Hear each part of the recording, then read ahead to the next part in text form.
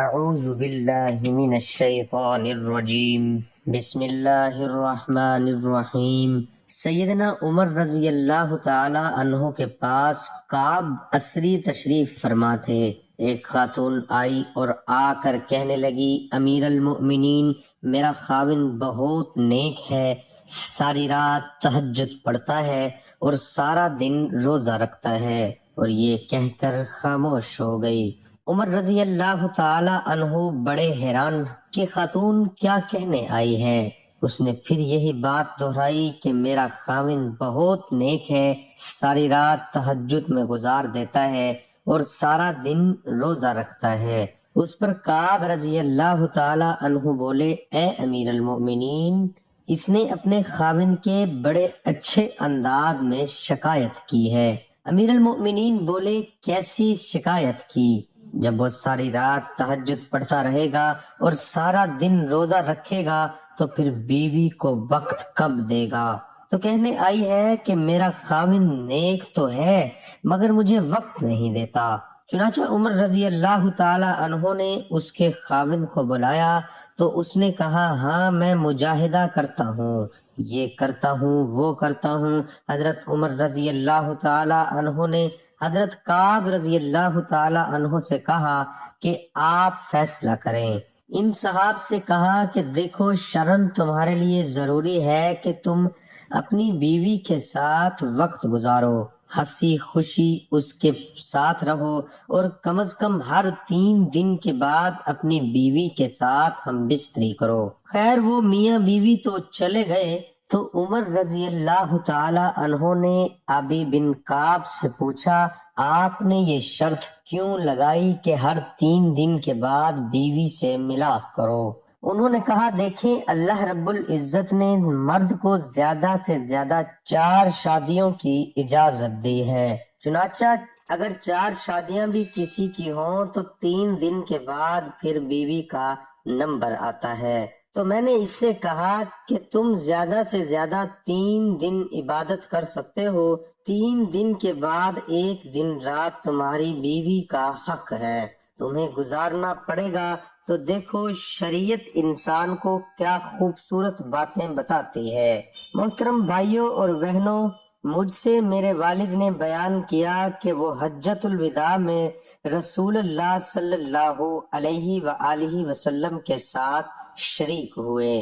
آپ نے اللہ کی حمد و ثنا بیان کی اور لوگوں کو نصیحت کی اور انہیں سمجھایا۔ پھر راوی نے اس حدیث میں ایک قصے کا ذکر کیا۔ اس میں یہ بھی ہے کہ آپ نے فرمایا، سنو، عورتوں کے ساتھ خیر خواہی کرو، اس لیے کہ وہ تمہارے پاس قیدی ہیں، تم اس سے ہم بستری اور عصمت اور اپنے مال کی امانت وغیرہ کے علاوہ اور کچھ اختیار نہیں رکھتے، اور جب وہ اپنا قرض ادا کرتی ہو تو پھر ان کے ساتھ بدسلوکی کا جواز کیا ہے؟ ہاں، اگر وہ کسی کھلی ہوئی بے حیائی کا ارتکاب کریں تو پھر تمہیں انہیں سزا دینے کا ہے، بس اگر وہ ایسا کریں تو انہیں بستروں سے علیحدہ چھوڑ دو اور انہیں مارو، لیکن اذیت ناک مار نہ ہو۔ اس کے بعد اگر وہ تمہاری مطیع ہو جائیں تو پھر انہیں سزا دینے کا کوئی اور بہانہ نہ تلاش کرو۔ سنو، جس طرح تمہارا تمہاری بیویوں پر حق ہے، اسی طرح تم پر تمہاری بیویوں کا بھی حق ہے۔ تمہارا حق تمہاری بیویوں پر یہ ہے کہ وہ تمہارے بستر پر ایسے لوگوں کو نہ روندنے دیں جنہیں تم ناپسند کرتے ہو، اور تمہارے گھر میں ایسے لوگوں کو آنے کی اجازت نہ دیں جنہیں تم اچھا نہیں سمجھتے۔ سنو، اور تم پر ان کا حق یہ ہے کہ تم ان کے لباس اور پہننے میں اچھا سلوک کرو۔ محترم بھائیوں اور بہنوں، اب آپ کے سامنے جمعے کی فضیلت آپ کے سامنے پیش کرنے جا رہا ہوں۔ رسول اللہ صلی اللہ علیہ وآلہ وسلم نے اپنے چچا عباس رضی اللہ عنہ سے فرمایا، اے چچا، کیا میں آپ کے ساتھ صلح رحمی نہ کروں؟ کیا میں آپ کو نہ دوں؟ کیا میں آپ کو نفع نہ پہنچاؤں؟ وہ بولے، کیوں نہیں؟ اللہ کے رسول آپ صلی اللہ علیہ وآلہ وسلم نے فرمایا، آپ 4 رکعت نماز پڑھیں، ہر رکعت میں سورۃ فاتحہ اور کوئی سورت پڑھیں۔ جب قرات پوری ہو جائے تو اللہ اکبر، الحمدللہ، سبحان اللہ، لا الہ الا اللہ 15 مرتبہ رکوع کرنے سے پہلے کہیں۔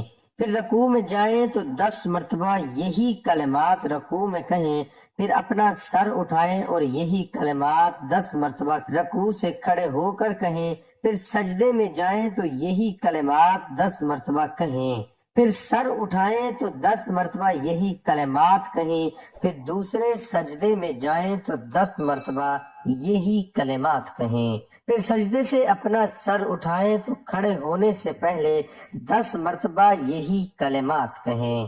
اسی طرح ہر رکعت میں کہیں یہ کل 75 کلمات ہوئے، اور ہر چاروں رکعتوں میں 300 کلمات ہوئے تو اگر آپ کے گناہ بہت زیادہ ریت والے بادلوں کے برابر بھی ہوں گے تو اللہ تعالیٰ انہیں معاف فرما دے گا۔ تو انہوں نے عرض کیا، اللہ کے رسول، روزانہ یہ کلمات کہنے کی قدرت کس میں ہے؟ آپ نے فرمایا، آپ روزانہ یہ کلمات نہیں کہہ سکتے تو ہر جمعے کو کہیں، اور اگر ہر جمعے کو بھی نہیں کہہ سکتے تو ہر ماہ میں کہیں۔ وہ برابر یہی بات کہتے رہے یہاں تک کہ آپ نے فرمایا تو 1 سال میں آپ اسے کہہ لیں۔ امام ترمذی کہتے ہیں یہ حدیث ابو رافع رضی اللہ عنہ کی روایت سے غریب ہے۔ رسول اللہ صلی اللہ علیہ وآلہ وسلم نے فرمایا، سب سے بہتر دن جس میں سورج نکلا جمعے کا دن ہے۔ اسی دن آدم پیدا کیے گئے، اسی دن وہ جنت میں داخل کیے گئے، اسی دن وہ جنت سے زمین پر اتارے گئے۔ اس دن میں ایک گھڑی ایسی ہے کہ جسے مسلم بندہ نماز کی حالت میں پائے اور اللہ سے اس میں کچھ طلب کرے تو اللہ اسے ضرور عطا فرمائے گا۔ ابو ہریرہ رضی اللہ عنہ کہتے ہیں، پھر میں نے عبداللہ بن سلام سے ملا اور ان سے اس حدیث کا ذکر کیا تو انہوں نے کہا، میں یہ گھڑی اچھی طرح جانتا ہوں۔ میں نے کہا، مجھے بھی اس کے بارے میں بتائیے اور اس سلسلے میں مجھ سے بخل نہ کیجیے۔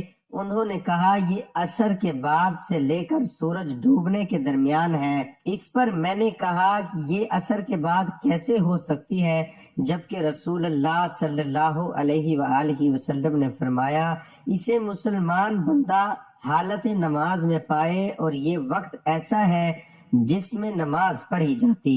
تو عبداللہ بن سلام نے کہا، کیا رسول اللہ صلی اللہ علیہ وآلہ وسلم نے یہ نہیں فرمایا کہ جو شخص نماز کے انتظار میں کسی جگہ بیٹھا رہے تو وہ بھی نماز ہی میں ہوتا ہے؟